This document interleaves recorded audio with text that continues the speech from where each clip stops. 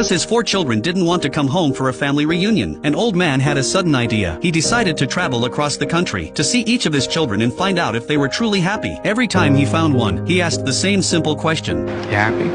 What do you mean? You happy? Yeah, of course I am. Hearing that his daughter was doing well, a quiet joy lit up the wrinkles at the corner of his eyes. So when he visited his eldest son, he hoped for the same answer. And though his son said he was happy, the old man could see something in his eyes. That slight hesitation gave it away. That's when Frank realized something. They were lying. None of them were truly happy. He couldn't understand. Why would his own children lie to him? To find out the truth, Frank asked all 4 of them to come home for Thanksgiving. But the day before the holiday, his eldest daughter called. She said she was swamped with work and wouldn't be able to make it. Frank felt disappointed, but still held on to a little hope. After all, he had 3 other kids. Then he listened to the rest of his voicemails. One by one, they all said they couldn't come. Too busy with work. As a father, Frank felt a mix of emotions. But what could he say? Blame them? Ever since his wife passed away 8 months ago, none of them had returned home. When she was alive, she was the bridge between Frank and the kids. They told her everything. But now, things were different. They barely called him. That quiet distance had pierced straight into his heart. And all he really wanted was to know if they were happy. After sitting alone for a while, he made a bold decision. He would travel across the country to visit his 4 beloved children, one by one, and to make it a surprise. He wouldn't tell any of them he was coming. He packed his bags, brought all his medication, and began the journey. But he didn't know how far he could go. Before retiring, Frank had worked with protective coatings on power cables. Years of exposure had damaged his lungs. His health was fragile, and he needed medication on time. Flying was too risky, so he took the train. To everyone he met on the way, Frank proudly introduced his kids. His eldest son was a conductor, his youngest son, a painter, his youngest daughter, a professional dancer, his eldest daughter, a corporate executive. He spoke of them with pure pride. After a long day of travel, he arrived at his son David's apartment. He rang the doorbell again and again. No one answered. He waited on the front steps, hoping David was just working late. But hours passed. Still no sign. Disappointed, Frank turned to leave. But as he walked past a nearby art gallery, something caught his eye. A painting familiar brushwork. He looked down at the label. It was David's name. In that moment, Frank remembered how David used to say he wanted to be a house painter. But Frank had told him, become a real artist. Be someone important. Now, it seemed David had done just that. But Frank wondered, was it David's dream or his? The next morning, a neighbor helped Frank get into the apartment building. He knocked on David's door for a long time. No response. Trying to stay positive, he told himself David must be out of town. Then he bent down and carefully slid a letter under the door. I wanted to surprise you, but I guess you weren't home. I'll call you soon. Love, Dad. The rough start left Frank feeling low, but he had to stay hopeful, because next, he was going to see his eldest daughter. On the way, he passed all kinds of travelers, but it was like he lived in his own quiet world now. He no longer talked to anyone about his kids. After a few days of travel, he found his daughter Amy in the backyard of a large, beautiful house. She was on the phone. For a second, Frank saw the little girl who used to